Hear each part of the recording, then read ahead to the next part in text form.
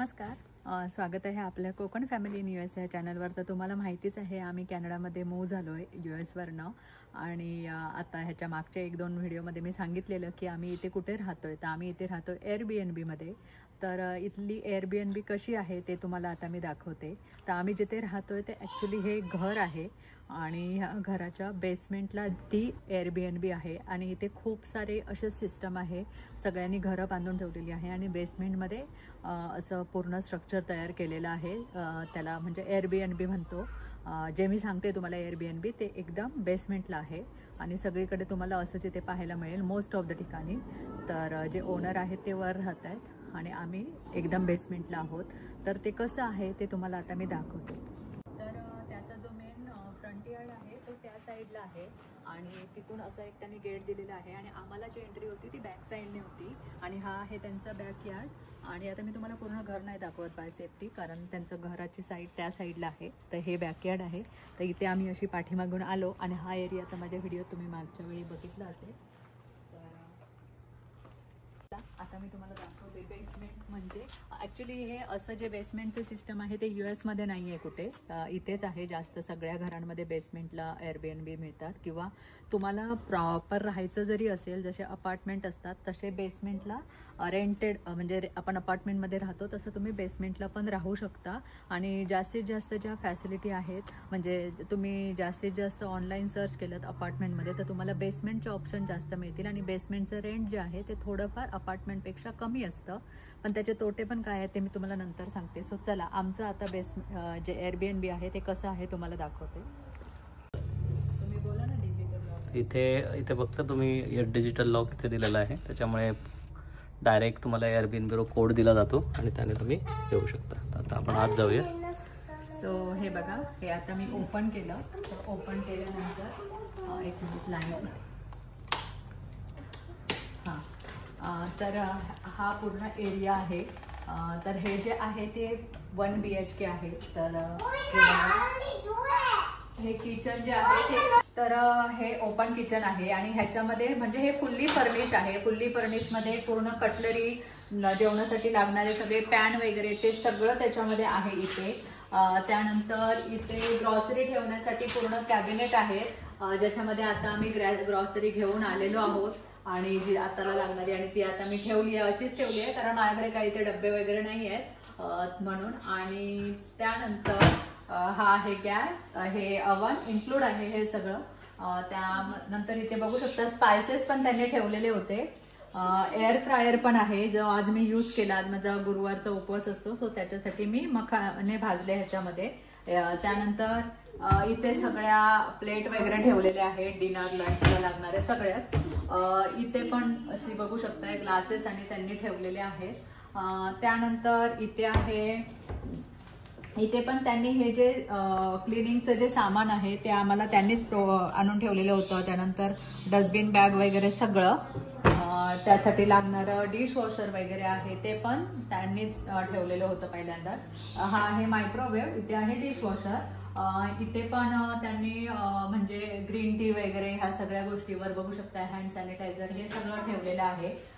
इथे एक छोटासा टेबल दिलेला आहे ज्याचा तुम्ही ऑफिस टेबल म्हणून पण यूज करू शकता. जनरली हे ऑफिस टेबलच म्हणून आहे, छोटंसं. आजपासून तुम्हाला सांगते बेसमेंट तर तुम्हाला आता सांगते त्याचा अर्थ. आता हा बघू शकता आम्ही किती लेवलला खाली आहोत.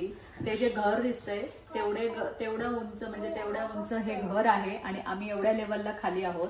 म्हणजे ते वेगळं घर आहे पण तेवढंच साधारण हाईटचं हे आहे आणि एवढ्या लेवलला आम्ही खाली आहोत.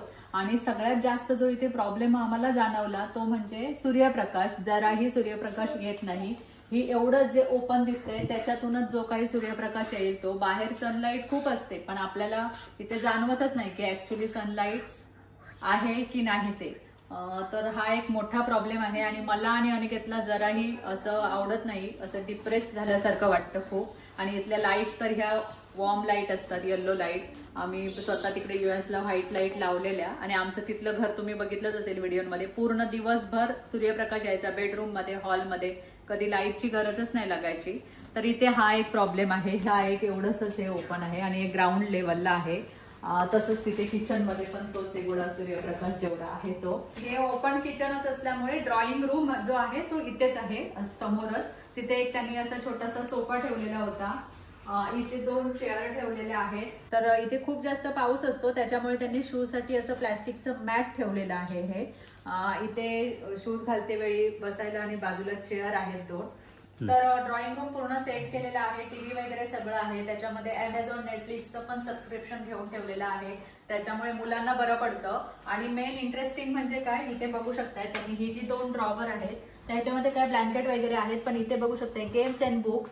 तर ह्याच्या आतमध्ये मुलांसाठी लागणारे गेम्स आणि बुक्स इथे आहेत. त्यामुळे काय मुलं थोडी आल्या खुश होतात आणि थोडी बिझी पण राहतात. ज्यावेळी आपण एंट्री करतो त्यावेळी जास्त काही गेम नाही आहेत, 1-2 गेम आहेत, पण आल्या त्यांना खूप त्याचं असं कुतूहल वाटतं आणि लगेच ती खूप हॅप्पी झालेली होती. तर हा झाला असा ड्रॉइंग रूम. तिथेच ड्रॉइंग रूम मध्येच हे आहे डायनिंग टेबल. त्यानंतर फ्रीज मध्ये पण त्यांनी आपल्याला काय ठेवलेलं होतं, नाही फ्रीज मध्ये एवढं त्यांनी काय ठेवलं नाही. फ्रीज मध्ये थोडे सॉफ्ट ड्रिंक्स किंवा थोडे पाण्याचे बॉटल्स वगैरे त्यांनी ठेवलेले आणि थोडे बार वगैरे एनर्जी बार वगैरे पण त्यांनी ठेवलेले. कॉफीची मशीन पण आहे. पण इथे हो ते एक महत्वाचं, इथे सगळी पूर्ण कॉफीची मशीन पूर्ण इथे आहे. कॉफी मशीन आम्ही 1-2दा बनवली आणि वेगवेगळ्या टाईपच्या कॉफी, शुगर जे पण लागणार त्याला कॉफी मेट आहे ते सगळं त्यांनी इथे ठेवलंय. त्याच्यामुळे आल्या आम्हाला ऍक्च्युली खूप चांगलं झालं की सगळं इथे रेडीमेड होतं आणि थोडं जे लागणं होतं ते बेसिक इथे होतं ऑलरेडी. पाण्याच्या बॉटल्स पण ठेवलेलं होतं. काय पाहिजे आणि काय करते. तर इथे त्यांनी ना ह्याच्यामध्ये असे बघा किड्स साठी असे बार ठेवलेले होते. आम्ही काय ते यूज नाही केले. ह्याच्यातच पाणी बॉटल पण ठेवलेल्या होत्या. चला आता मी तुम्हाला एक इथलं आवडणारी गोष्ट कॅनडामधली ती मी तुम्हाला सांगते की वॉशर ड्रायर जे असतात ते आतमध्येच असतात. US मध्ये कसं अपार्टमेंटच्या खाली असतात वॉशर ड्रायर, सगळ्यांचे मिळून असतात. तिथे प्रत्येकाचे इंडिव्हिज्युअल वॉशर ड्रायर आणि त्याचं युनिट त्यांनी दिलेलं असतं.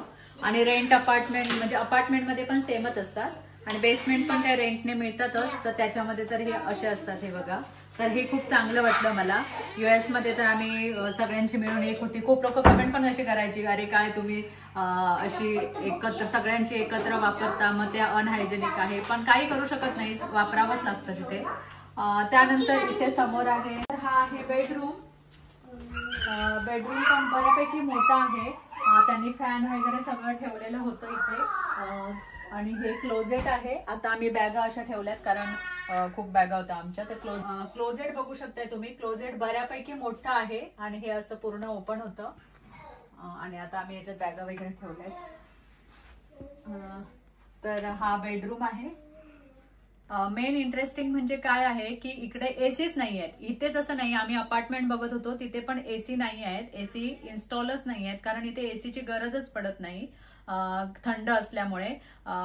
हीटर असतात, पोर्टेबल हीटर असतात, म्हणजे प्रत्येक रूमसाठी वेगवेगळे असतात, सेंट्रलाइज नसतात.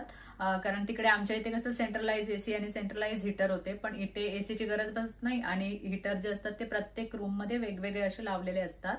आणि हे मेन म्हणजे बेसमेंटला आम्ही इथे राहतोय तर ह्या रूम मध्ये तर खूप जास्त थंडी वाजते. तुम्ही बघू शकता इथून सूर्यप्रकाशच येत नाही आतमध्ये. तर हा रूम नेहमी थंड असतो. पण हा आम्ही रात्री फॅन लावतो कारण फॅनशिवाय झोप येत नाही आम्हाला त्याच्यामुळे. तर आता चला मी तुम्हाला दाखवते आणि हा आहे बाथटब बऱ्यापैकी वाईड आहे आणि डीप पण आहे. आणि हे असं इथे मी अपार्टमेंट मध्ये पण बघितले जास्त त्या ठिकाणी असे ग्लासचे डोअर आहेत ना. आणि ते आय थिंक हा जो डोअर आहे तो ऍक्सेस त्यांना वरून खाली येण्यासाठी. हो, इथे ती फॅमिली जी आहे वरची ते लोक सुद्धा बऱ्यापैकी आय थिंक एरिया इथला यूज करतायत ते. कारण हे बेसमेंटचा एवढाच नाहीये, अजून त्या साईडने खूप जागा असणार आहे बेसमेंटमध्ये. पण मे बी ते स्टोरेज म्हणून यूज करत असतील. आणि का तर असं हे आम्ही आता जे कॅनडामध्ये राहतोय आणि ते आमचं पहिलं घर म्हणता येईल. म्हणजे आम्ही पहिल्या एअरबीएनबी मध्ये जे राहतोय तो अशा प्रकारे आमचा हा एअरबीएनबी आहे. खूप जणांनी मला कमेंट पण केलेली की तू घर लाव ना, घर वगैरे सेट कर. तर घर सेट करायला माझ्याकडे अजून आम्ही घरच घेतलं नाहीये, रूम घेतला नाहीये. ज्यावेळी रूम घेईल त्यानंतर आम्ही तुम्हाला ते सगळे व्हिडिओ मी तुमच्याशी शेअर करेन. तर हे आमचं जे एअरबीएनबी आहे ते 15 तारीखपर्यंत आहे. 16 तारीखला आम्हाला दुसरीकडे म्हणजे रूम तोपर्यंत भेटला तर ठीकच आहे, नाही भेटला तर आम्हाला स्वतः दुसरीकडे जावं लागेल. हे कसं आहे 15 दिवस आम्हाला कंपनीने अकोमोडेशन दिलेलं आहे ह्याचं, त्यामुळे आता आम्ही इथे राहतोय. पण समजा त्याच्यानंतर आम्हाला दुसरीकडे तोपर्यंत रूम भेटला नाही, भोवीचे स्कूल रूम हे सगळं जोपर्यंत व्यवस्थित भेटत नाही आणि 16 तारीखपर्यंत जर आम्हाला भेटला नाही तर मग आम्हाला स्वतः दुसरं अपार्टमेंट बुक करावं लागेल. अपार्टमेंट मीन्स जे हॉटेल नाही, एअरबीएनबीच करावं लागेल. मुलांबरोबर एअरबीएनबी ठीक वाटतं कारण जेवण वगैरे बनवता येतं, म्हणून हॉटेलमध्ये सगळं फक्त मायक्रोवेव्ह वगैरे असतं त्याच्यामुळे. तर ती सगळी अपडेट मी तुम्हाला देत राहीन.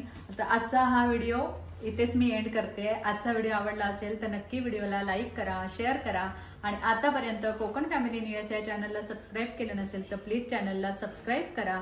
पुन्हा भेटू अशा एका नवीन व्हिडिओमध्ये. तोपर्यंत टाटा बाय आणि स्वतःची काळजी घ्या.